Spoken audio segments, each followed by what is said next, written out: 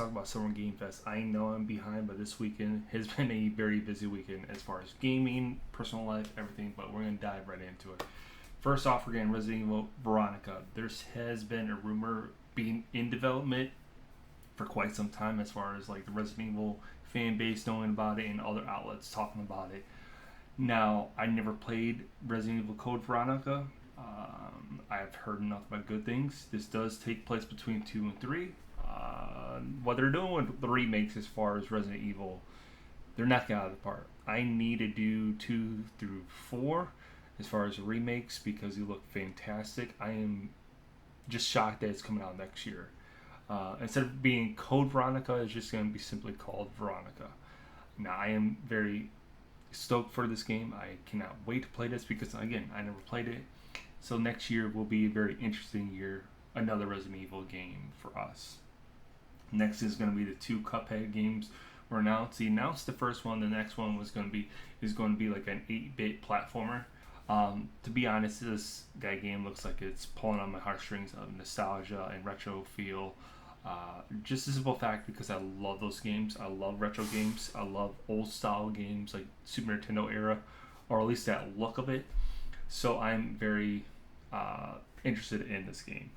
I never played a Cuphead game, so this will be all new to me as far as the world, the characters, everything. So I am very excited to dive right into the world. Next is going to be Alien Isolation 2. I never played the first one. The second one does look pretty horrifying, I would say. That and it's just overall gets the feel of Alien.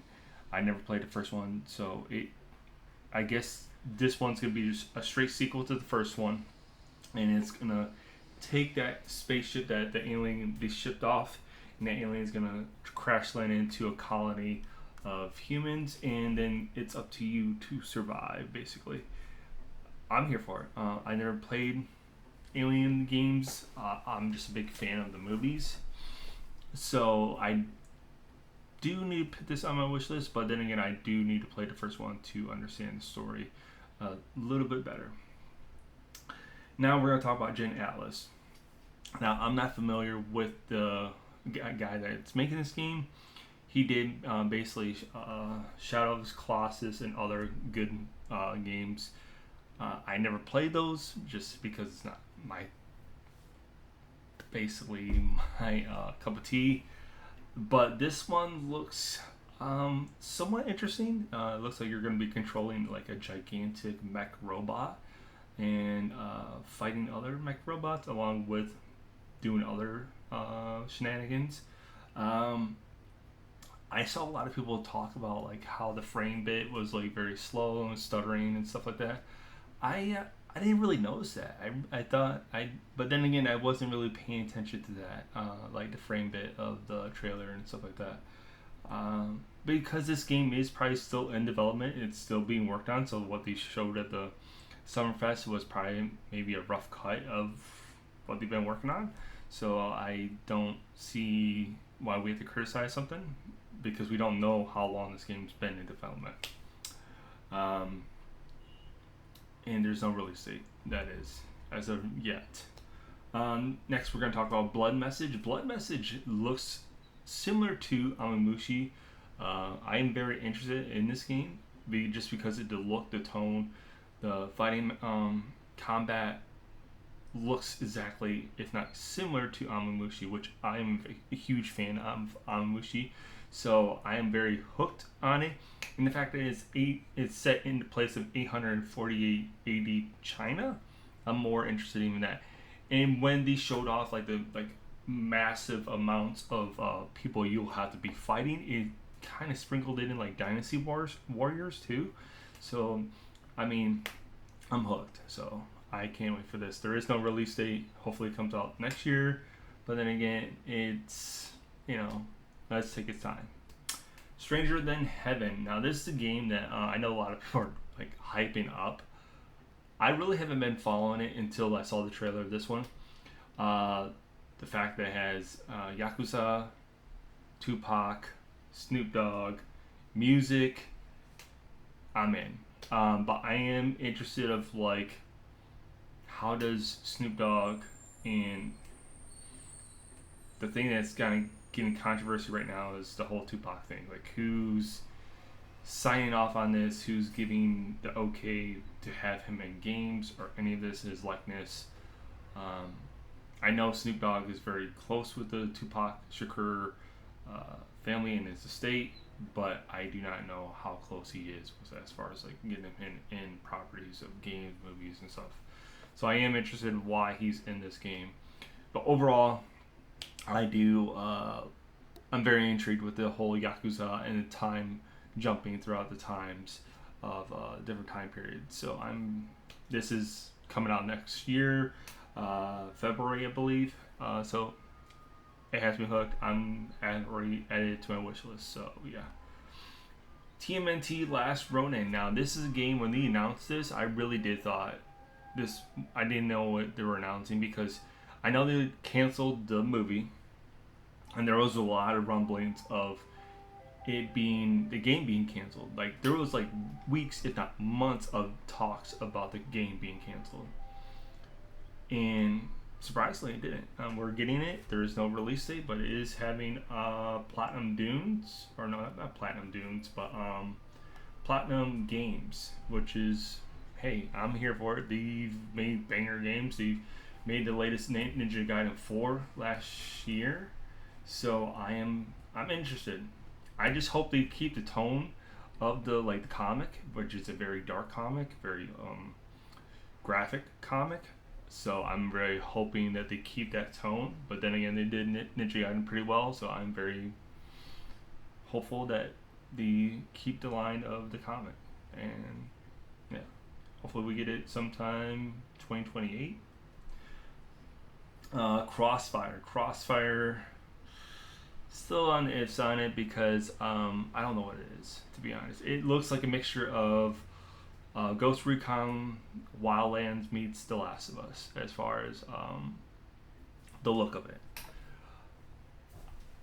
The thing that their biggest thing was when they came out and they showed this game is like dynamic cover base in this game. We're changing the cover system. It's like newsflash, this has been going, what you're introducing isn't nothing new. I mean, I think they just did it in 007 First Light and I believe other games. So like when they said that they're changing the cover system in gaming, but they kind of just But I am very intrigued with the story because it does look like throughout the game like it's going to be like aliens maybe, because you get cut and then it heals itself. It's very, very weird. I'm interested in it just because I do like those story based kind of games, like as far as like the look of it, looking like Ghost Recon Badlands and a little bit of Last of Us, which makes sense because the people that did this didn't work on Call of Duty and The Last of Us, so that's why the look looks so familiar. I'm here for it. I don't think we get a release date on it, so there's that. Hopefully we get it out next year, because this year alone, this is a straight banger of a year towards August. Then we got Star Wars Galactic Racer. We got more gameplay footage on that. This is getting more and more interesting in as far as like what they're showing, and it's just overall, I want the game now. It's making me want the game now because it's basically Burnout, Need for Speed, but pod racing. But in this trailer alone, it gave me Burnout vibes, crashing into things and blowing up and whatnot. I just want this game now. I used to play the Nintendo 64 Pod Racer, so to hop back in a Pod Racer, over 20 years, it's gonna be fun. I already got it on my wish list. I cannot wait to play this. I do want to get the collector's edition that they're selling. I think it's, I don't know the price of it right off my head, but it is pretty nice. But it is coming in October, so I'm looking forward to it. Then we got one game that I don't see a lot of people talking about. I don't know why. This game looks phenomenal and scary. It's called End of Abyss. I know I've been talking about it, But as far as other creators on this platform and other platforms, they have not been talking about this. This is going to be a sleeper, I believe. We got more gameplay footage of it, a little bit more different sceneries than we've been seeing. I'm in for it. It looks like Silent Hill meets Little Nightmares. I mean, the fact that these creatures are split in two when you shoot them and they just come running after you, to these other gigantic creatures that I don't even know what the fuck they were. I cannot wait for this game. I am going to be playing this game in the pitch black with a tiny little bit of light, and hopefully I don't shit my pants. I literally cannot wait for this game. I need more people to talk about this game because this game looks amazing, and it's being made by the people I believe that did Little Nightmares. And from what they've been doing with their studio, I mean, these straight been making bangers. So I'm in for it. And then we got Last Harbor. When I first saw this trailer, I really did thought it was a fishing simulator. I was like, wait, another simulator? Because it just showed the boat. It showed him fishing. But it wasn't. I was totally wrong. It went really south like midway through the trailer, and it like showed off zombies, monsters. You're like had to run from them, shoot them, kill them, all this stuff. All the meanwhile like taking care of your boat. If I had a PC, I would definitely be in for it. It is coming for Steam. I don't believe there's the release date yet, but this looks fun. It just sucks I don't have a PC because I would love to play this game so much.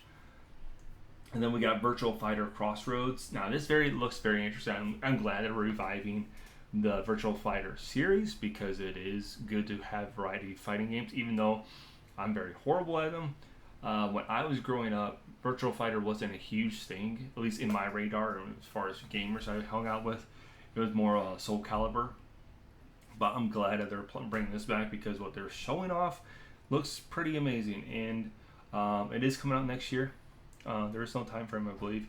But I'm here for it. I mean, as a fighting game fan from outside, I'm rooting for this game, and I'm glad for Virtual Fighter fans. They're getting their flowers finally with this game.